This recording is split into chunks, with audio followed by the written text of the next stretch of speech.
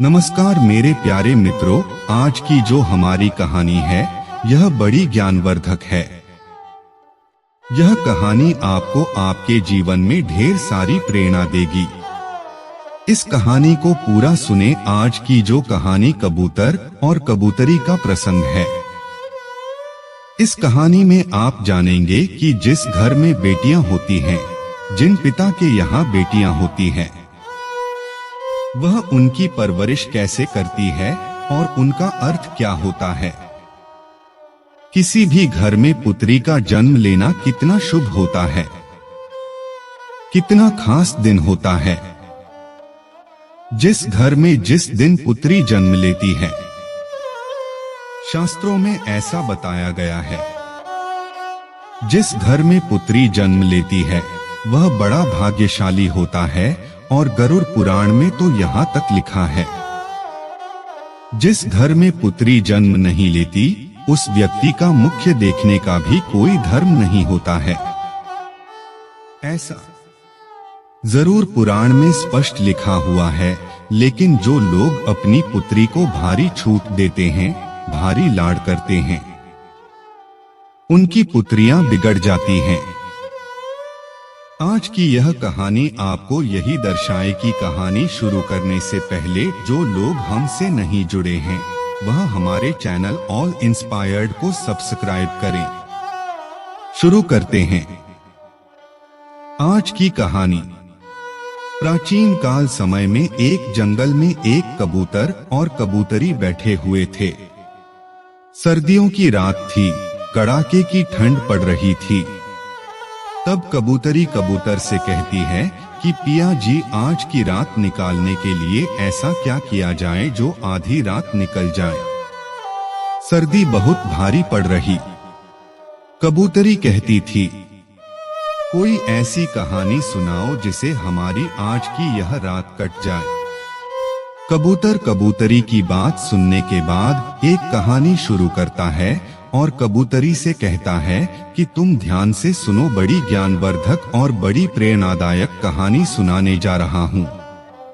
यह कहानी एक से और उनकी पुत्री की कहानी है। अब कबूतरी बड़े ध्यान से सुनती है और कबूतर कहानी शुरू करता है। जो लोग इस कहानी को सुन रहे हैं वह इस कहानी को पूरा सुने। कबूतर कहानी शुरू करता है कि एक नगर में एक शेर रहता था। उसी के वहां पर एक पुत्री ने जन्म लिया। जब पुत्री ने जन्म लिया तो सेठ के घर में बड़ा अजीब खुशी का माहौल रहा। वह अपनी पुत्री से इतनी मोहब्बत करता था, इतना लाड करता था, इतना प्यार करता था कि इसकी कोई सीमा नहीं थी। पुत्री को कुछ कहने की जरूरत नहीं पड़ती थी। वह पहले से पुत्री की हर इच्छाओं को पूरी करता था कि लाड़ प्यार ने अपनी पुत्री को इतना बिगाड़ दिया था कि वह किसी की नहीं सुनती थी। इतनी नकारा हो चुकी थी, किसी काम में उसका मन नहीं लगता था। सुबह 11 बजे से पहले बिस्तर से नहीं उठा कर दी थी। घर वाले यदि कुछ कहते तो उनको 10 बातें सुना दी थी। दिन भर जवान लड़कों के साथ इधर उधर घूमा करती थी। रात को 12 बजे घर पर आया करती थी कि लड़की इतनी नकारा हो चुकी थी कि बयान करना भी बड़ा मुश्किल होता है। कि घरवाली से कहती कि तुमने इस लड़की को बिगाड़ दिया है, लेकिन सेठ अपनी पत्नी को यह कहकर के चुप करवा देता कि बच्ची है, सुधर जाएगी। अपनी बच्चियों से मोहब्बत करनी चाहिए, प्यार करना चाहिए, लोड करना चाहिए, उनकी हर जरूरत का ख्याल भी रखना चाहिए। लेकिन इतना भी लाड़ प्यार ना करो कि उसका जीवन ही बर्बाद हो जाए। उसे बिल्कुल ऐसा अंधा हो गया था। अपनी पुत्री के प्यार में उसको कुछ दिखाई नहीं देता, अपनी पुत्री ही दिखाई देती थी। भूल गया था कि मेरी पुत्री को एक दिन दूसरे घर भी जाना है। बहन बेटी जो होती है वह किसी घर में नहीं समाती, उसको दूसरे घर जाना ही पड़ता है। इस बात को भूल गया, अपनी पुत्री से इतनी मोहब्बत करता था कि उसको कभी डांटता भी नहीं था। यदि कोई दूसरा भी, यदि उसकी माँ, उसके भाई वगैरह भी एक लड़का था, मना करता था कि अभी बच्ची है, सुधर जाएगी। अपनी पुत्री को हमेशा अच्छे संस्कार देना चाहिए। हर माता पिता को अच्छी तरह से मालूम होता है कि उनकी पुत्री को एक दिन जवान होने के बाद दूसरे घर में जाना पड़ता है। पुत्री की हर गलती को माता पिता सहन कर सकते हैं, लेकिन ससुराल वाले कभी भी बर्दाश्त नहीं करते हैं। इसलिए पुत्री को अच्छे संस्कार दो। कबूतर कबूतरी से इस बात को कह रहा है और कबूतरी ध्यान से सुन रही है। कबूतर आधी कहता है कि अब सीट की बच्ची जवान हो चुकी थी। अब से को एक चिंता सताने लगी थी कि कोई अच्छा सा वर्क, अच्छा सा रिश्ता ढूंढ के और मेरी पुत्री की मैं शादी करूं। यह सपना हर माता पिता का होता है जिस घर में लड़कियां जन्म लेती हैं। हर माता पिता का यह सपना होता है कि वह अपनी पुत्री की अच्छे घर में शादी करें और उसका अच्छा घर बस जाए। अब सेठ भी इसी चिंता को लेकर बड़ा दुखी रहने लगा।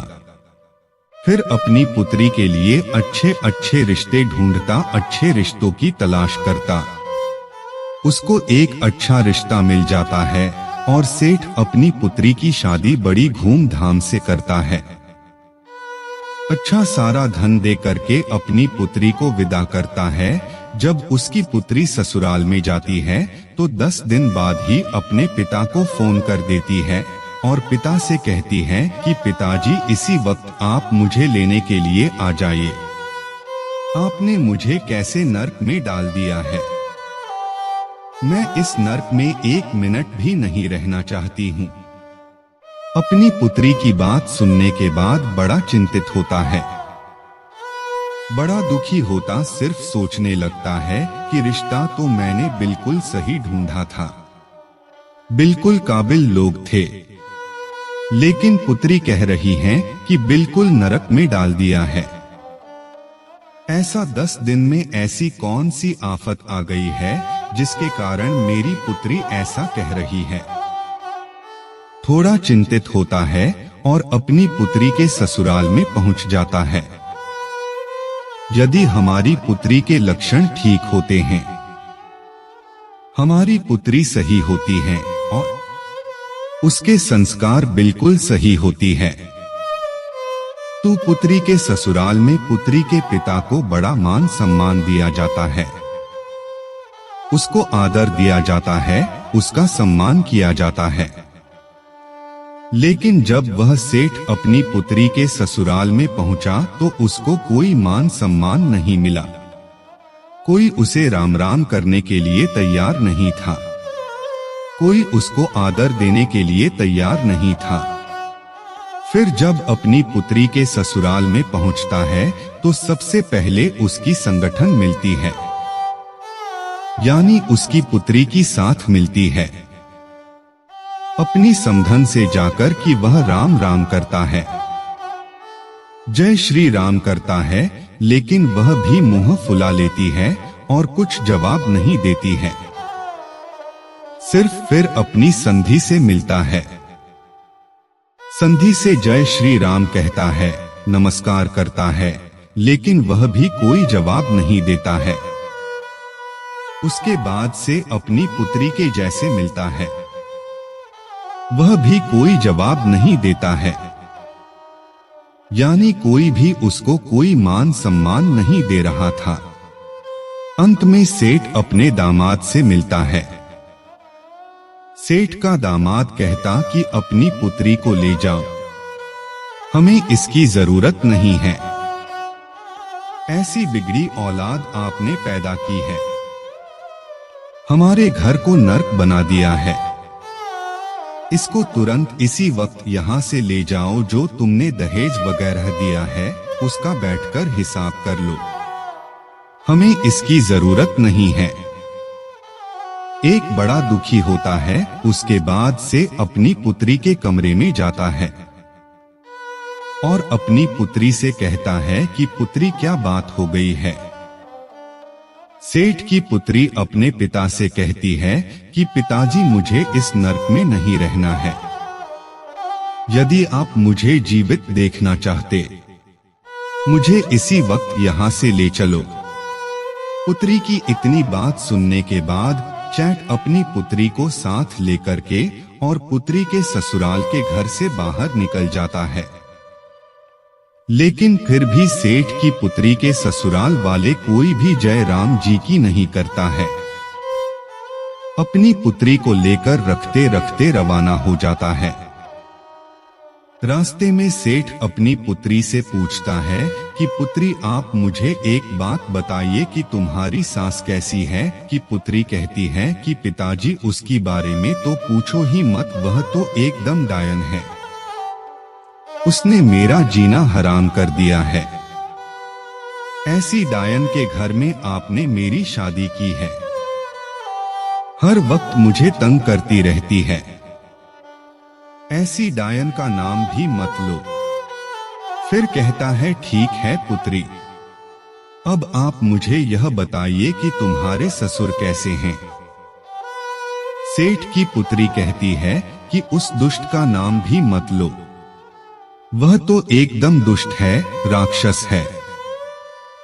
उसके बाद सेठ कहता है कि ठीक है उसे छोड़ो, अभी बताओ तुम्हारी जो जेठ है वह कैसे हैं। तो जीत के बारे में भी सेठ की पुत्री कहती है कि तू बड़ी जल्लाद है, उनकी तो बात ही मत करो, हर दिन मुझे परेशान करते रहते थे। उसके बाद पुत्री की बात सुनने के बाद से फिर पूछते हैं कि तुम्हारी ननंद कैसी है। वह तो ठीक होगी, वह तो तुमसे प्रेम करती होगी।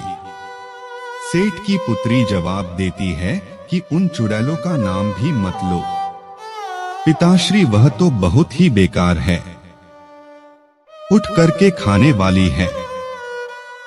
अपनी पुत्री की बात सुनने के बाद फिर पूछता कि यह बताइए कि तुम्हारे पति कैसे हैं, हमारे जमाई साहब कैसे हैं, वह तो तुमसे बेहद प्रेम करते होंगे।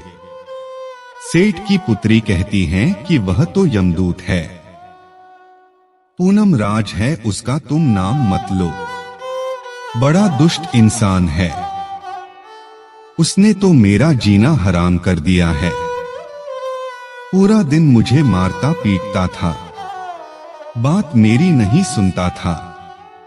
अपनी पुत्री की बात को सुनने के बाद अंत में से पूछता है कि अभी यह बताइए कि तुम्हारे मोहल्ले वाले कैसे हैं। कि पुत्री जवाब देती है कि पिताश्री मोहल्ले वालों के बारे में भी कुछ ना पूछो, वह लुच्चे लफंगे बदमाश है, पूरा मोहल्ला खराब है। अब से एक बड़ा दिमागधारी था, समझ गया था कि इंसान खराब हो सकता है, इंसान खराब हो सकते हैं, हो सकता है पुत्री के ससुराल वाले खराब हो, लेकिन मोहल्ले वाले तो खराब नहीं हो सकती, इसलिए दोष मेरी पुत्री में है।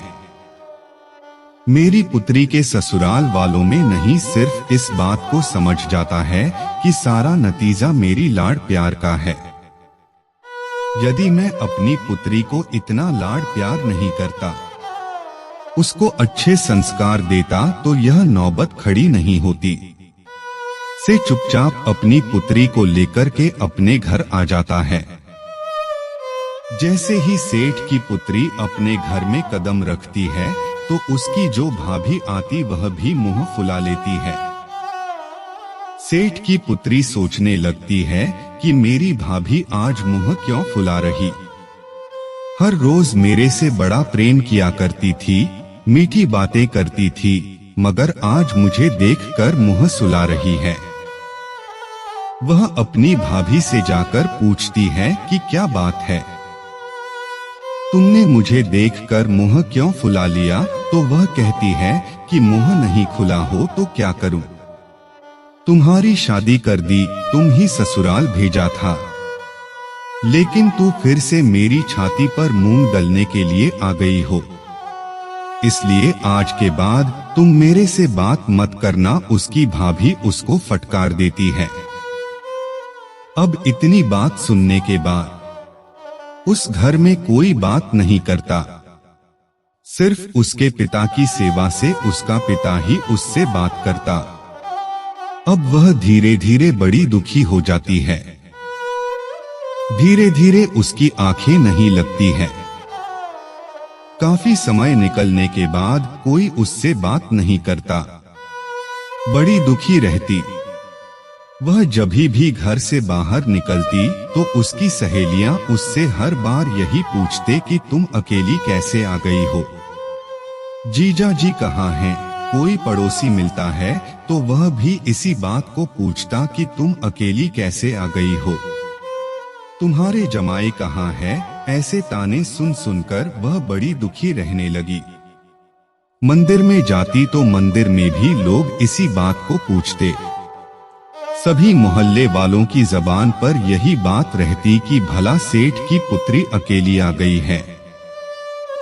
नई नई शादी की थी, हो सकता है इनका तलाक होने वाला है। सेठ को भी हर बार यही ताने सुनने पड़ते और सेठ की पुत्री को भी हर बार यही ताने सुनने पड़ते हैं। इन्हीं तानों से सेठ की पुत्री बड़ी दुखी रहने लगी। उसको धीरे धीरे हो गया था कि सारी गलती कीचड़ में हूँ और मेरी गलती की वजह से आज मेरे पिता का सर भी नीचे झुक गया है।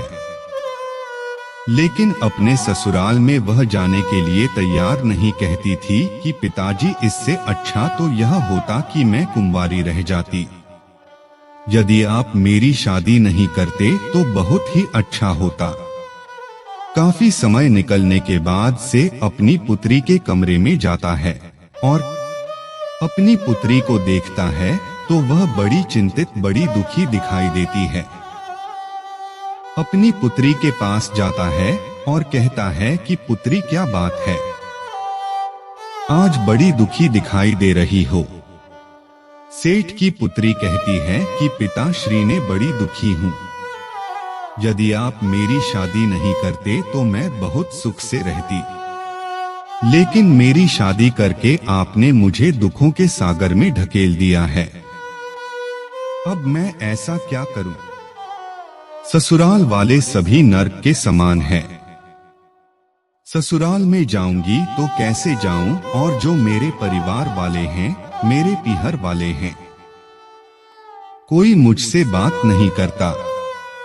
सिर्फ आपके माँ भी बात नहीं करती, भौजाई भी बात नहीं करती, भाई बात नहीं करते, तभी मेरे से नफरत करने लगे हैं। मैं ऐसा क्या करूं? मैं करूं तो क्या करूं? उसका पिता अपनी पुत्री से कहता कि पुत्री, हमारी नगर में एक बहुत बड़े विद्वान पहुंचे हुए साधु आए हैं, एक संत आए हैं। तुम्हारी समस्या को लेकर मैं उनके पास गया था तो उन्होंने मुझे एक उपाय बताया है। यदि तुम इस उपाय को करती हो तो 6 महीने के अंदर तुम्हारे सभी ससुराल वाले तुम्हारी मुट्ठी में होंगे और तुम्हारे इशारे पर नाचेंगे। इतनी बात पिता की सुनकर वह लड़की बड़ी खुश होती है।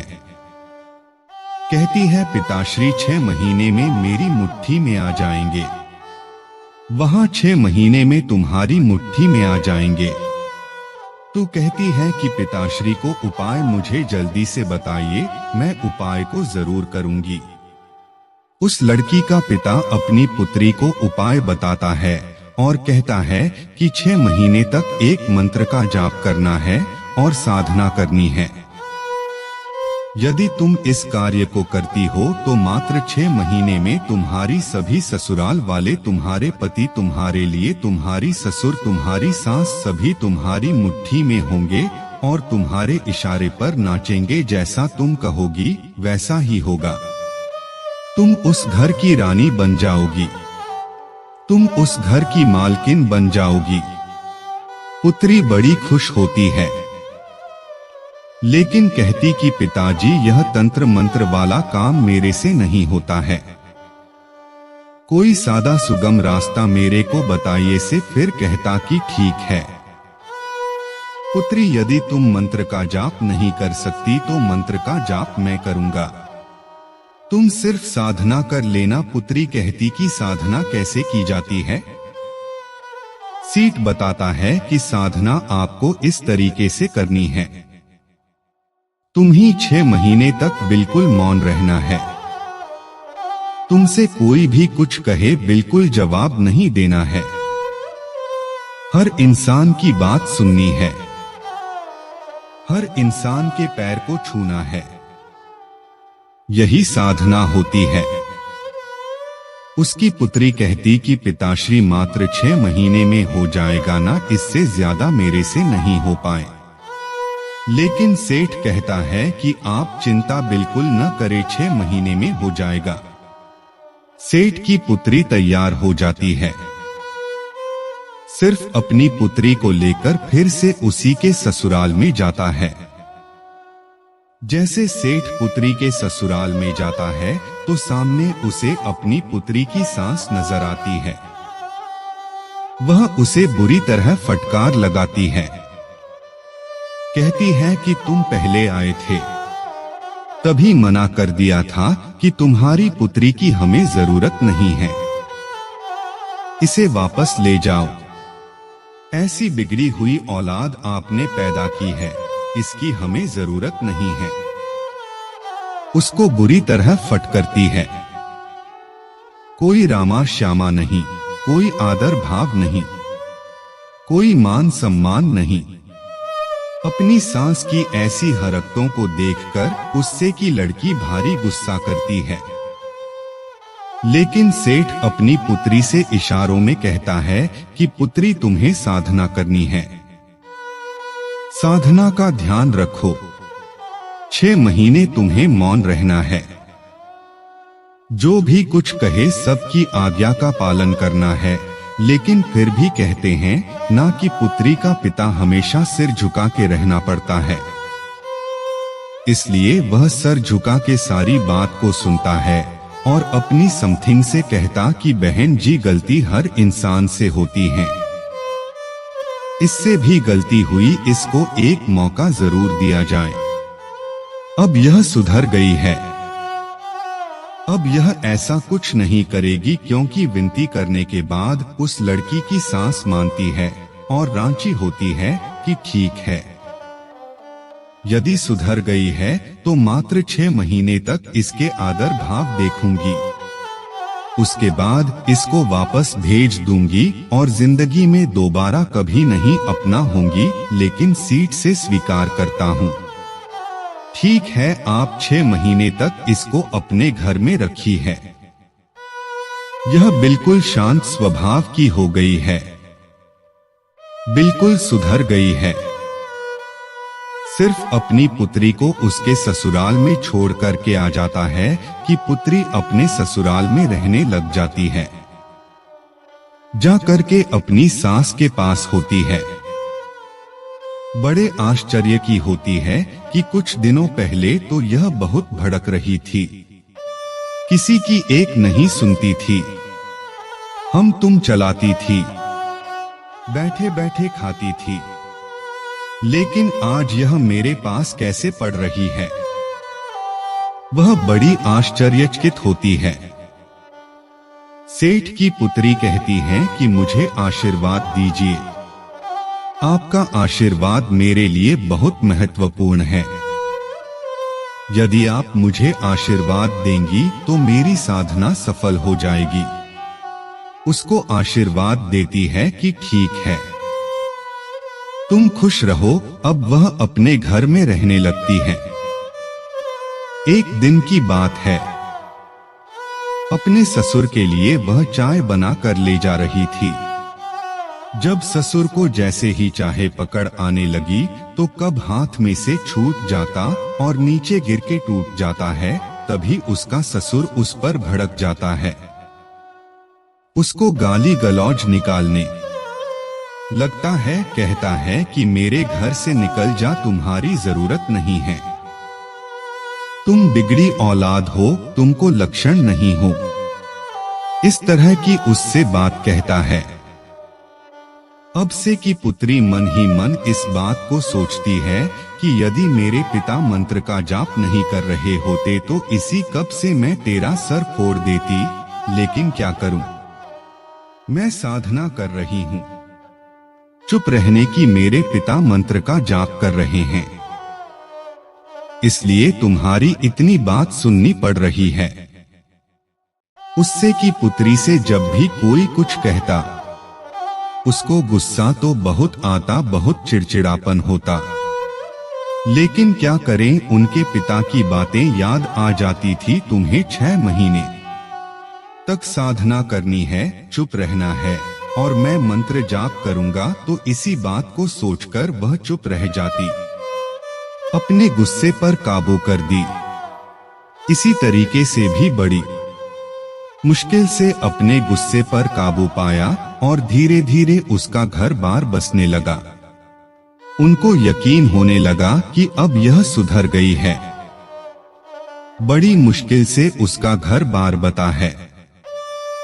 महीने बाद को गर्भवती हो जाती है। 9 महीने बाद वह मां बन जाती है। अब उसकी गिरस्ती बड़े आराम से चल रही थी। इसीलिए कहते हैं कि अपनी पुत्री को बेइंतहा लाड करना, उसको सर पर चढ़ाना बड़ा खतरनाक साबित होता है। अपनी पुत्री को प्रेम करो, मोहब्बत करो, हर चीज का ख्याल रखो, लेकिन इतना भी सर पर ना चढ़ा हो कि एक दिन तुम ही भारी पड़ जाए और उसका भी जीवन बर्बाद हो जाए। कबूतर अपनी कहानी अब समाप्त करता है। प्रिय दर्शकों को अपनी पुत्री को हमेशा अच्छे संस्कार देना चाहिए। हर माता पिता को यह अच्छी तरह मालूम होता है कि उनकी पुत्री को एक दिन जवान होने के बाद दूसरे घर में जाना पड़ता है। पुत्री की हर गलती को माता पिता सहन कर सकते हैं, लेकिन ससुराल वाले कभी भी बर्दाश्त नहीं करते हैं। इसलिए पुत्री को अच्छे संस्कार दो। हम उम्मीद करते हैं कि इस कहानी से आप ढेर सारी प्रेरणा लेंगे। धन्यवाद।